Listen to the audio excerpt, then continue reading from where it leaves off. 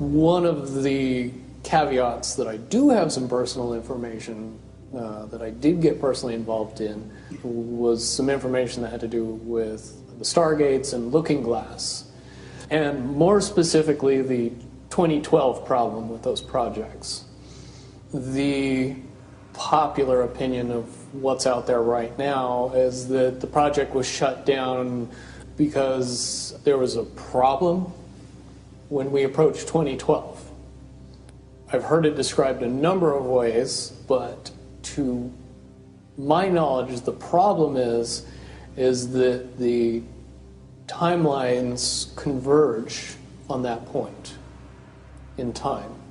And when you know enough about the Stargate projects and the Looking Glass project to know how string theory works and how the possibility of possibilities works and how making one choice over here doesn't necessarily mean that the other choice couldn't exist at the same time.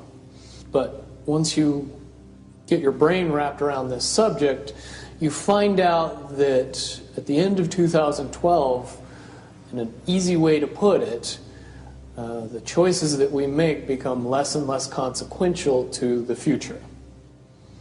And eventually we're pushed into this bottleneck of time, no matter which choice we make.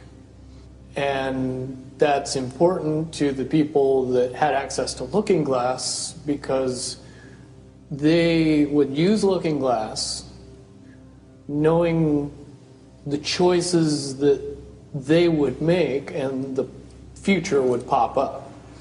The big mistake was coming up with the possibility of future.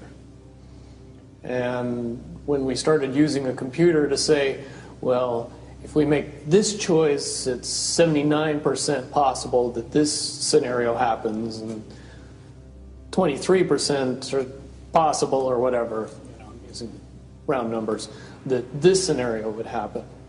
The understanding at the time was that was realistic. However, if you go down the road further and free will continues to exercise itself on this game, that 79% possibility sometimes changes very, very fast. But if you look at the situation in a point of time, it seems very realistic that that's the greatest possibility. What happened was people, very smart people, began to figure out that something big was coming up.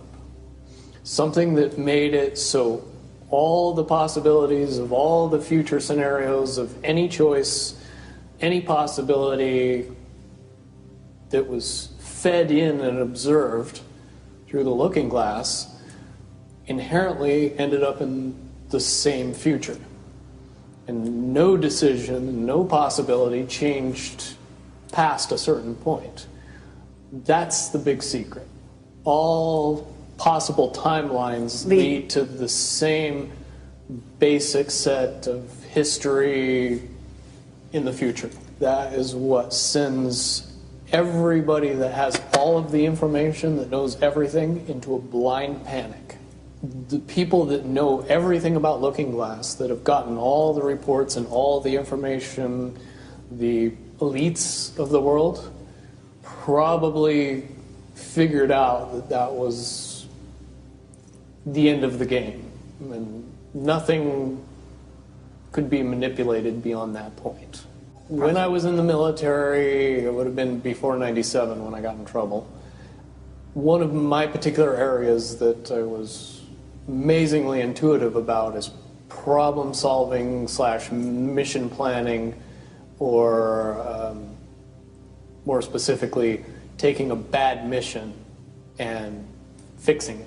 Certainly knowing how string theory and possible futures works makes it so you can work your mind very quickly to see the reality of what's happening and decide what decisions need to be made to change it for a particular outcome.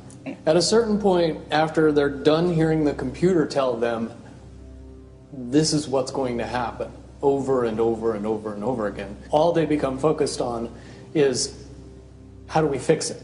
What I do know is that I was called in and asked to solve this problem, this timeline contraction problem. And I eventually did my due diligence and did all the investigating and basically only had one piece of information, and that was reinforcement. The computer's right. The timelines will contract down to some inevitable thing. There is an inevitable event. It's been forecast, it's been predicted, it's been fed to us in a slop trough of what they want us to believe will happen. They don't actually have control over what happens. They only have control over the reaction, and it seems that no matter what they try to do to cause their desired reaction, it's going to have an opposite effect. Much, much easier for me to explain today what that process is as opposed to back then. If I had to give it a name, I would say it's the awakening process.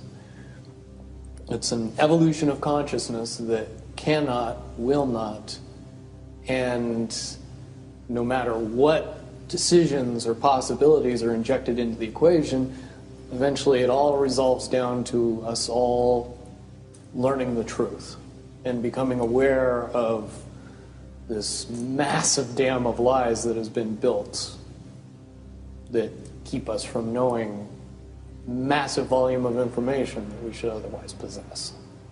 Essentially what happened with Looking Glass, not only did they not want people to use it anymore because they knew it was just going to burp out the same thing, but at the same time they didn't want anybody else to know what it was saying, I'm sure.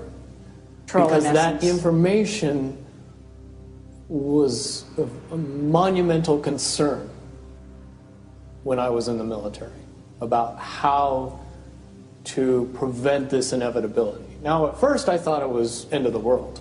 Now I see end of the world as end of their world. The biggest cherry on top of all this conversation would be a synopsis to say that if I could convince everybody out there that for all intents and purposes, what we believe to be true eventually becomes true.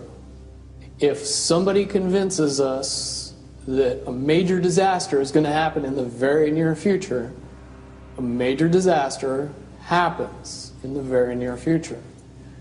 If we don't buy into that fear and accept that there's really nothing that we know is going to happen, and accept of whatever happens, that makes the convergence of the timelines happen as naturally as possible.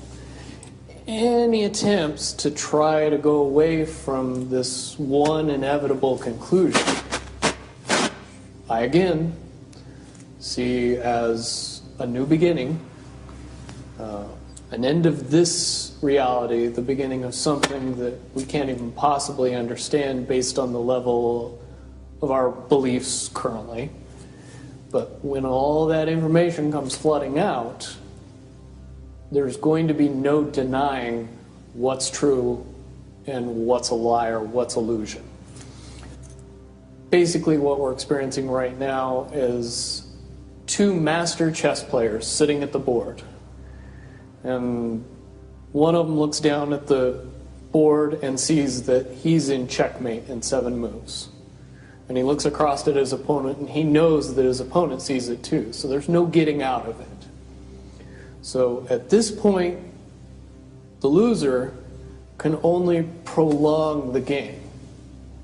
Both players know the game is over. It's only a matter of time before he does this, and then you're forced to do this, and then he's forced to do this, and eventually checkmate. We, as a race, if we could understand that the game is over, that based on the rules of the game, the bad guys have already lost, the good guys have already won.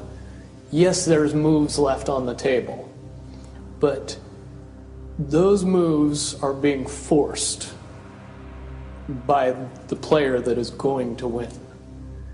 The only way that checkmate can't happen is if the player that's winning makes a mistake. But from all of the information that I've gathered, all of the information that's been given, all of the information that's been vetted to me, it seems pretty obvious that the good guy player on the side of the chessboard knows exactly what has to be done to win the game. And so at this point, any mistake would be all but impossible. But again, you really have to understand the game to know that the guy that's losing is lost. And I'm sure most people sitting watching a chess match between two advanced chess players know the game's over long after the two players know it's over. Because they can't see the board and see that there's only 7 moves left.